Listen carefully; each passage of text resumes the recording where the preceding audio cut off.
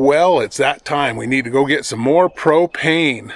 So we carry these 2 propane bottles along with us. We'll either use them for the little stove or the campfire pit if we're not using the onboard propane, but also we do have that quick connect that we can use for connecting these into the motorhome. So we didn't get a chance to stop and fill the propane before we got in here to our property this time, so we were getting a little low on propane. We've had a few cold nights where the furnace has come on, and because we don't have a full electric coach, our furnace runs on propane, so does our water heater and the stove.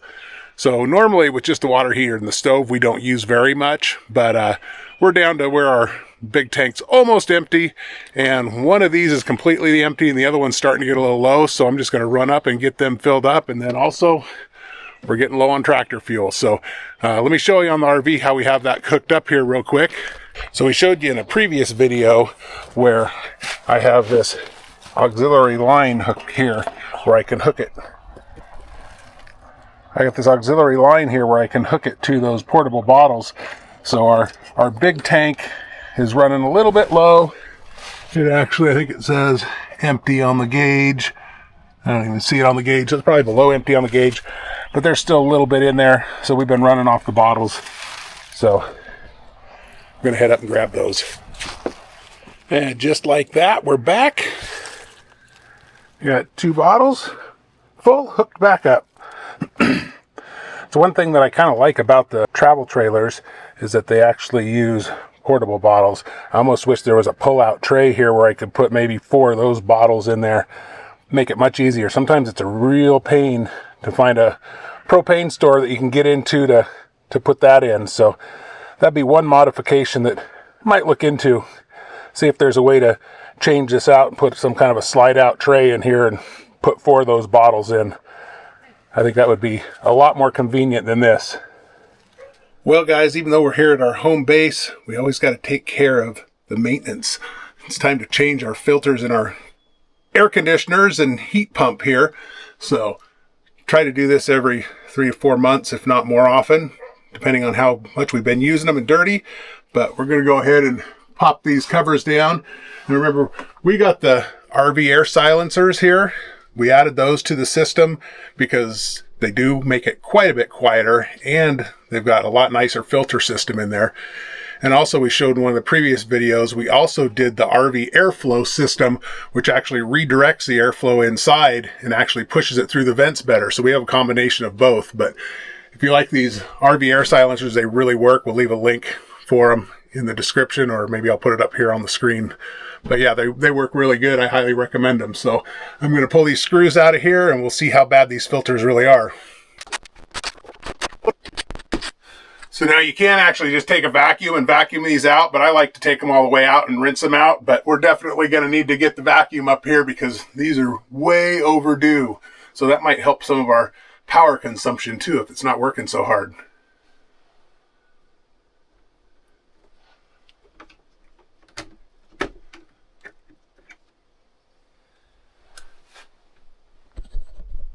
Yeah, pretty gross, dusty stuff. Overdue. But you can see this piece up here, that's part of the RV airflow. So it helps redirect the air to the vents better. So I'm going to get these all cleaned up, and then we'll do the same thing in the living room. And just like that, I got them both out, and Ashley actually grabbed them and started cleaning them for me. So I didn't have to do the cleaning. Well, I did the vacuuming, I guess. I'm helpful like that. So we'll let those dry and then we'll just get them reinstalled. But again, we really like it. I like the bigger filters. I think they work way better. And then here's that styrofoam piece. That's part of the RV airflow system. So we've been really happy with that too. It really has helped get the ducts going the right direction and getting a lot more air through the ducts. You probably don't have to clean them as often if you don't have 2 dogs and a cat. True. The other thing I like to do at the same time is get our vent fans cleaned. And these are pretty easy. You just kind of quarter turn these little pieces here. And then the screen. Actually, I guess you go out all the way. Not quarter turn. Half turn.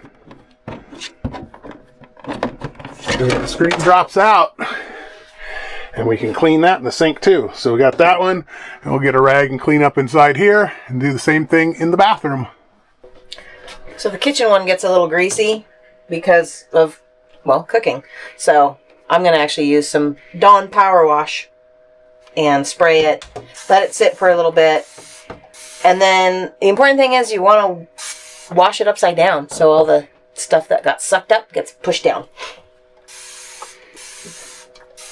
So speaking of airflow, we've been using something in the last couple weeks that we just absolutely love. So we were sent an Ogery fan, and we absolutely love it. So this is a wireless fan, and being that we are at our Tennessee RV property and we still have no power, we really try to save and don't want to run the air conditioning until we absolutely have to. So this little fan has been a lifesaver. It came fully charged, so that was great. Right out of the box, I could turn it on and start enjoying it. And, you know, when they first sent it to me, I was like, you know, I was excited, but I wasn't as excited as I am now, because now I know how awesome it is. This little guy has a number of different speeds, so you can turn it on, and then you can turn it all the way up. You have your power indicator lights, you have your fan speed lights, right? It has a nighttime timer, it has a light, and you can have different intensities of the light. Look at that. It has oscillation, and there's different variations of how far it can oscillate, turn. And so you just work your way through that, and it really has made it comfortable in here. When we get done working, I just come in, turn on the fan, I like stand in front of it, and if you notice, it's really quiet. So that's been a really nice bonus as well. There's also a timer, so if you want to use it at night to go to sleep with, and you know it gets cold in the middle of the night, you can put the timer on and it'll turn off automatically. So it's something that I really like. And then not only that, and so you can make it stop. It has a nice little handle up here so you can carry it around. You can flip it over like this, and it has a little hook on it, so you could actually hang it up. And like if we put it in our clam, we can use it as a ceiling fan.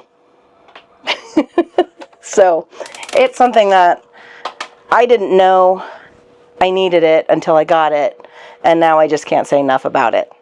So I highly recommend, if you guys need something for camping, you can take it outdoor, indoor. We've done it all.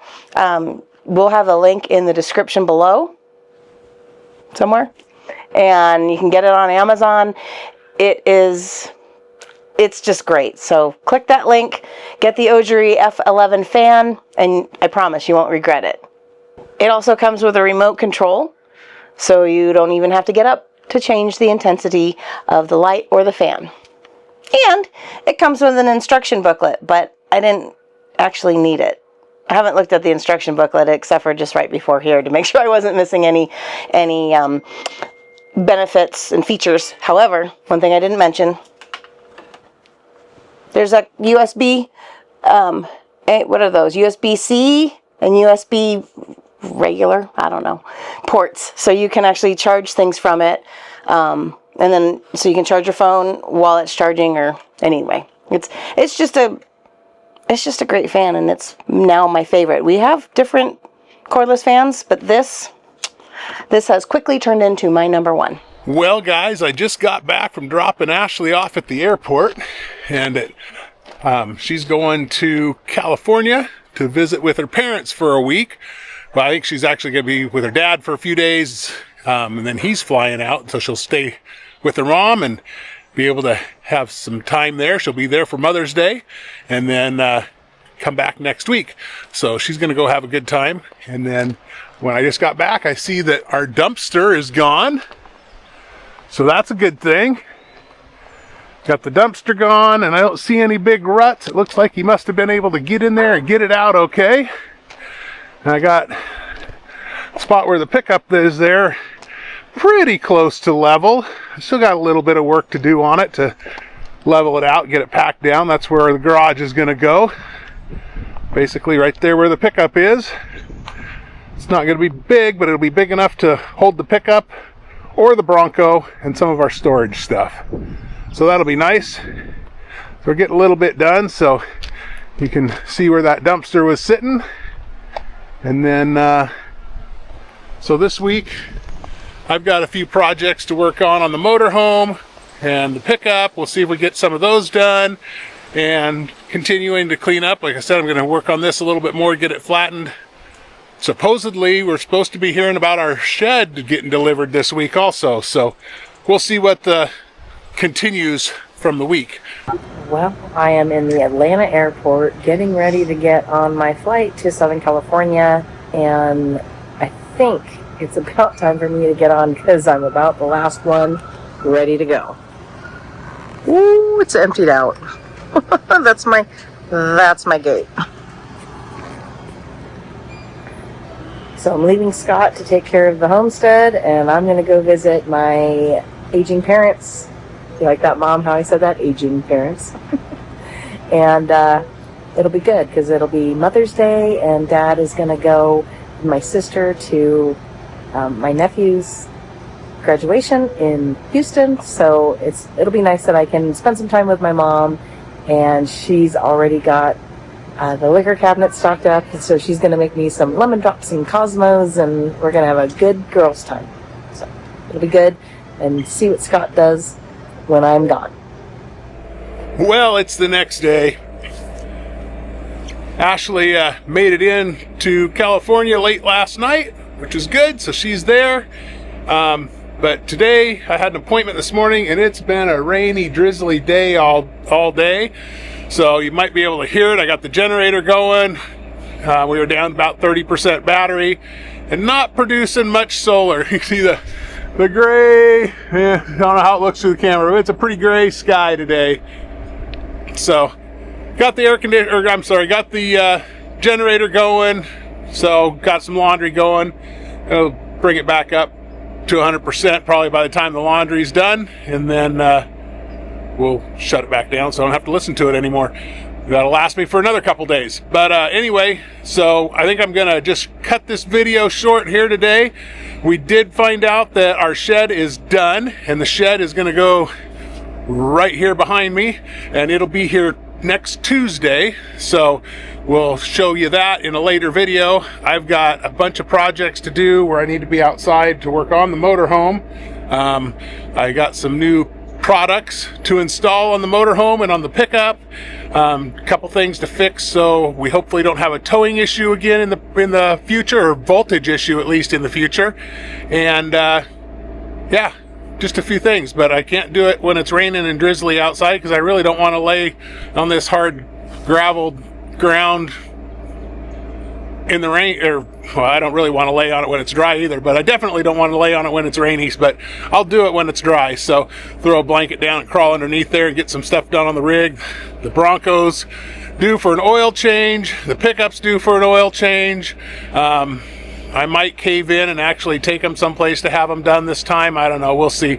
I hate taking them someplace because I can normally do them much cheaper by myself. So that's the plan. So I hope you enjoyed this video. A little bit shorter, but we do have a few other things coming up. So make sure you like, comment, subscribe, do all that.